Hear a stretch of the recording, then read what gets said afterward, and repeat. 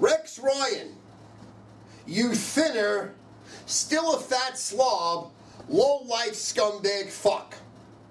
Are you telling me this is your plan for your offense?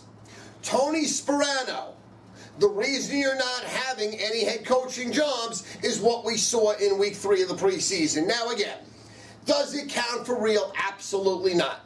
Will we have Tebow on every short yardage package? I fucking hope so. Probably. Has Tebow once worked out of a pure formation that we will see him in during the regular season? No. But holy shit, Santonio Holmes, you low-life scumbag fuck, as a poser for a number 1 fucking receiver. How about hang on to the fucking ball? How about don't let Mark Sanchez out to fucking dry, or he's got to fucking run for a touchdown?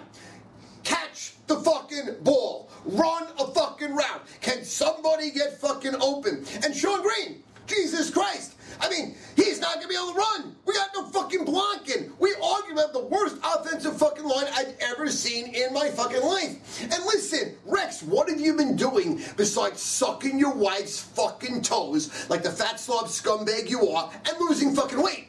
Don't you realize you have no offensive line? Did it fucking occur to you, hey, we need an offensive fucking line?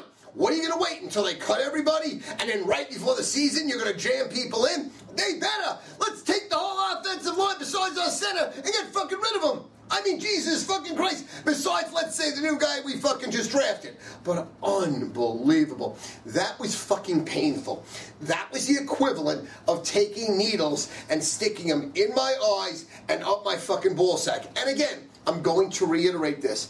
If everybody on the team died today, I would be smiling like a motherfucker.